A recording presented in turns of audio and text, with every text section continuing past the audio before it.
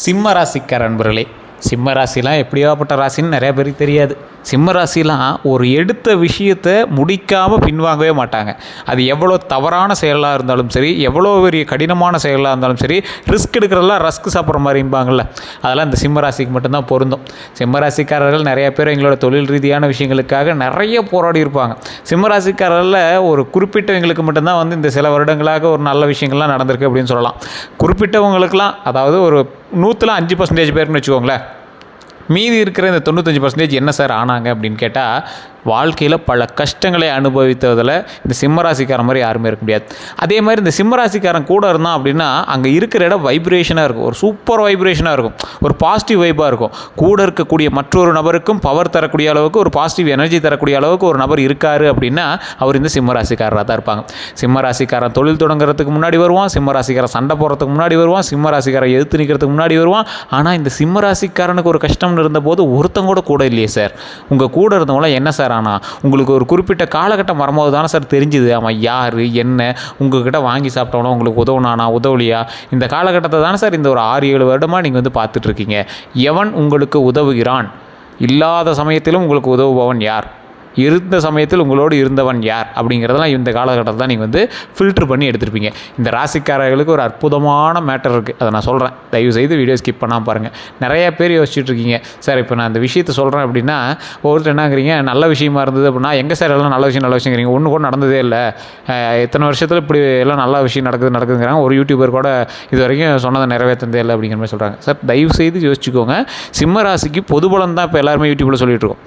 பொதுபலன் அப்படின்னா இப்போ சிம்மராசியில் எத்தனை பேர் இருப்பாங்க? உங்கள் ஊருக்குள்ள, உங்கள் வீட்டில் எடுத்துக்கோங்க, ஒருத்தர் 2 பேர் இருப்பீங்க. உங்களோட வீதியில் எடுத்துக்கோங்க, கிட்டத்தட்ட ஒரு 5 பேர் வந்துடுவீங்க. உங்களுடைய ஊரில் எடுத்துக்கோங்க, அதுலேயே 1000 பேர் வந்துடுவீங்க. அப்போ 1000 பேருக்கு ஒரே மாதிரி இருக்குமா? அப்போ தமிழ்நாடு எங்கே இருக்குது? இந்தியாவுக்குள்ளே எத்தனை கோடி பேர் இருப்பான் சிம்மராசிக்காரன்? எல்லாத்துக்கும் ஒரே மாதிரி நடக்கிறது இல்லையே. காரணம் என்ன அப்படின்னா, நீங்கள் சிம்மம் அப்படிங்கிற ராசியில் மட்டும்தான் ஒன்று.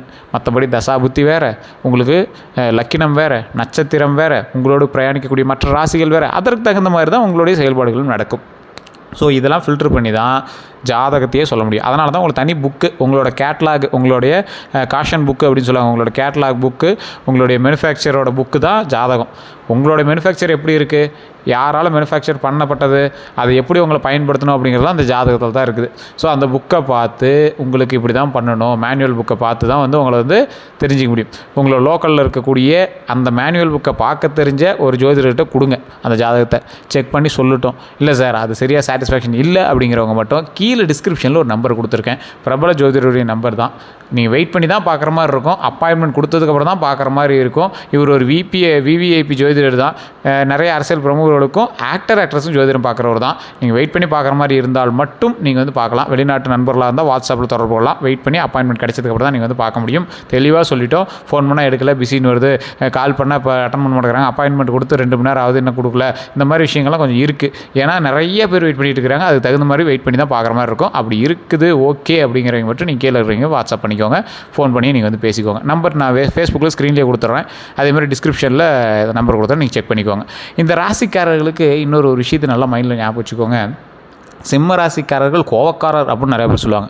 சிம்ம ராசிக்கார மாதிரி கோவப்படுறவனும் யாரும் இல்லை, சிம்ம ராசிக்கார மாதிரி குழந்தை உள்ளமும் யாருக்கும் கிடையாது. சிம்ம ராசிக்காரன் ஒரு உருவத்தில் பெருசாக இருந்தாலும், உருவத்தில் கம்பீரமாக இருந்தாலும், தலை பெருசாக இருக்கும். உங்களுக்கு இன்டிமேஷன், இது ஒரு ராசினா இப்படி இருப்பான் அப்படிங்கிற மாதிரி இன்டிமேஷன்.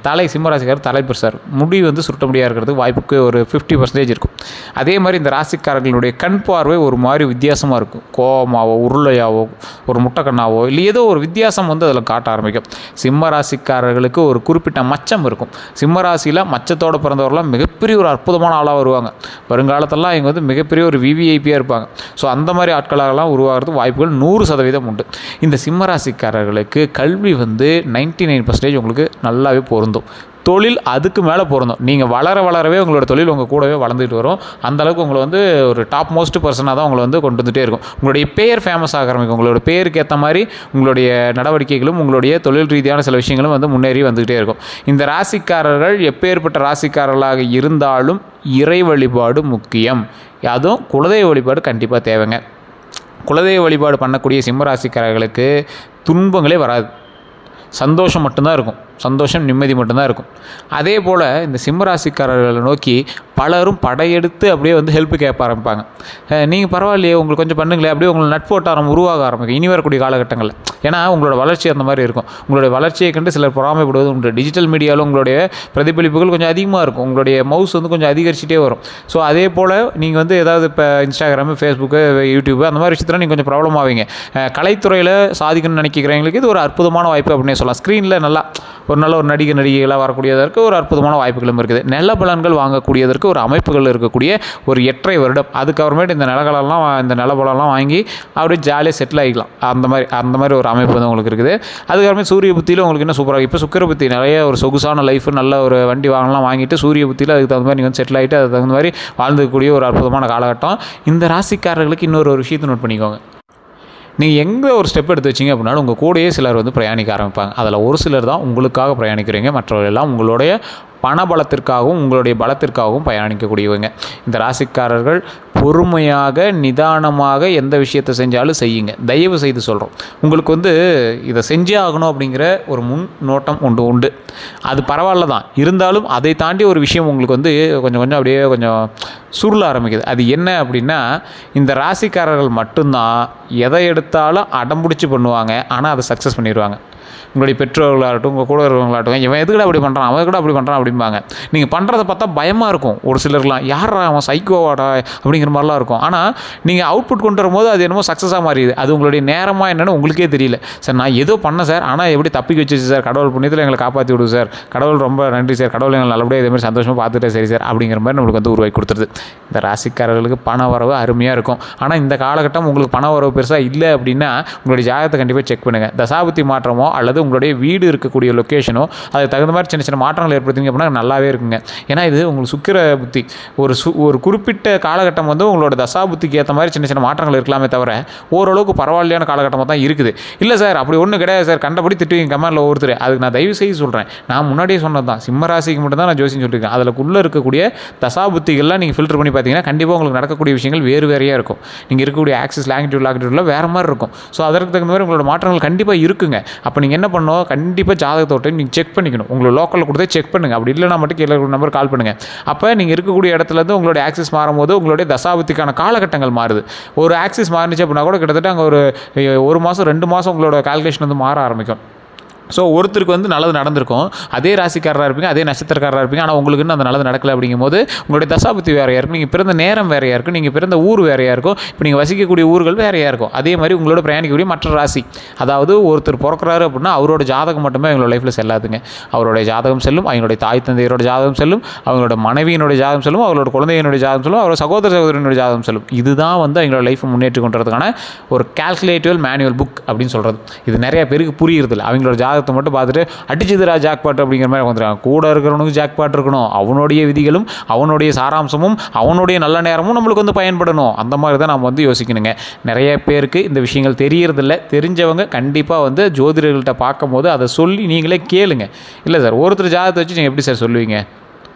அப்போ இதில் யாருடைய ஜாதகம் வந்து வலுவான ஜாதகம்? ஒருத்தருக்கு வந்து ஒரு மாதிரி இருக்குது, ஒருத்தருக்கு பரவாயில்லையா இருக்குது. அப்போ யார் வந்து செல்லும்? அப்போ அந்த ராசிக்கு எந்த ராசிக்கு முதன்மை இருக்குது, முக்கியத்துவம் இருக்குது அப்படிங்கிறத நம்ம தெரிஞ்சுக்கணும். ஸோ 12 ராசியில் கிட்டத்தட்ட 27 நட்சத்திரங்களில் எந்த தசாபுத்தியில் எந்த கிரகத்தோடைய அமைப்புகள் மேலே இருக்குது, அதில் எது சரியாக இருக்குது. இதுக்கு தான் 48 நாள் மண்டல பூஜைன்னு சொல்லுவாங்க. 27 நட்சத்திரங்கள் 12 ராசிகள் 9 கிரகங்களினுடைய ஆற்றல் பெற்ற நாட்கள் தான் அந்த 48 நாட்கள். அதுபோல் இத்தனையும் கால்குலேட் பண்ணி தான் உங்களுடைய ஜாதகத்தை ஃபில்டர் பண்ணி பார்க்கணும். அப்படி பார்க்கும்போது உங்களுக்கு நல்லா இருக்கா இல்லை எப்படி இருக்குது, இந்த காலகட்டம் உங்களுக்கு ஆப்டாக பொருந்துமா, இப்போ எப்போயிலேருந்து உங்களுக்கு நல்ல நேரம் போகிறோம் அப்படிங்கிறது எல்லாமே நீங்கள் வந்து ஃபில்டர் பண்ணி தெரிய ஆரம்பிச்சிக்கலாம். இந்த ராசிக்காரர்கள் இந்த காலகட்டத்தில் வண்டி வாகனங்கள்லையும் நீர் நெருப்பில் பத்திரமா இருக்கணும். நீர் நெருப்பில் பத்திரமா இருக்கணும். மற்ற விஷயங்கள்லாம் எப்படி சார் அப்படின்னு கேட்டிங்கன்னா, பணவரவுகள் ஓரளவுக்கு இருக்கும். ஆனால் இந்த காலகட்டம் கடன் வாங்கி சின்ன சின்ன விஷயங்கள் செய்கிற மாதிரி இருக்கும். வண்டி வாகனங்கள் வாங்குவீங்க, லக்ஸூரியனஸ், அதாவது சுக்கிரன் இருக்கார் அப்படின்னாவே வண்டி வாகனங்கள் அமையக்கூடிய ஒரு காலகட்டம். கடன் வாங்கியாவது செகண்ட் ஹேண்ட் வண்டியாவது வாங்கிடுவீங்க. இல்லைனா உங்களோட வண்டிகளோ இல்லை நிறைய வண்டிகள் நீங்கள் வந்து வாங்கக்கூடிய யோகம் உண்டு. எலக்ட்ரிக் ஸ்கூட்டரு அல்லது எலக்ட்ரிக் வண்டி இந்த மாதிரி சில வண்டிகள் வாங்குறதுக்கான காலகட்டம் உண்டு. அதே மாதிரி ஸ்கூட்டர், 2 வீலர் இந்த மாதிரி வாங்குறது இருக்கிறதுக்கான காலகட்டம் உண்டு. வண்டி வாங்கினோம்னா கார் வாங்குவீங்க, கமர்ஷியல் வெஹிக்கிள்ஸ் கூட வாங்கலாம், அதெல்லாம் நிறையவே இருக்குது. சொகுசாக இருக்கிறதுக்கான காலகட்டம், சொகுசாக இருப்பீங்க, உங்களோட பேர் வந்து பிரதிபலிக்கும், டிஜிட்டல் மீடியாவில் உங்களோட பேர் வந்து பிரதிபலிக்க ஆரம்பிக்கும். ஸோ அந்த மாதிரி சில பேர்கள் வந்து உங்களுக்கு உண்டாகிறதுக்கான வாய்ப்புகள் அதிகமாக இருக்குது. கந்திஷ்டி படுற அளவுக்கு நீங்கள் வந்து முன்னேறி வருவீங்க. அந்த கந்திஷ்டியை சமாளிக்கிற அளவுக்கு அப்பப்போ எலுமிச்சம்பழம் சுற்றி போகிறதோ, கோயிலுக்கு கூட்டு போய்ட்டு அந்த மாதிரி விஷயங்களை கண்டிப்பாக பண்ணுங்கள். அப்படின்னா கருங்காலி மாலை வாங்கி அணைங்க. கருங்காலி மாலையோ அல்லது கருப்பு கலரில் இருக்கக்கூடிய ஒரிஜினல் கருங்காலி மாலை நீங்கள் பயன்படுத்தினீங்க அப்படின்னா கண்டிப்பாக உங்களுக்கு கந்திஷ்டிகள் வராது. அப்படி வேணும் அப்படிங்கிறவங்க அதுக்குமே வந்து பார்த்தீங்கன்னா நான் டிஸ்கிரிப்ஷன் நம்பர் கொடுக்குறேன், அப்படின்னா வாட்ஸ்அப்பில் லிங்க் வந்து நான் கீழே கொடுத்துருப்பேன், அதுக்கு நீங்கள் வந்து கால் பண்ணி கேட்டு தெரிஞ்சிக்கலாம். அதே போல் இந்த ராசிக்காரர்களுக்கு ஒரு முக்கியமான ஒரு விஷயத்தை சொல்ல ஆரம்பிச்சிட்டேன். குலதெய்வ வழிபாடு தான் கட்டாயம் நீங்கள் பண்ணி ஆகணும்.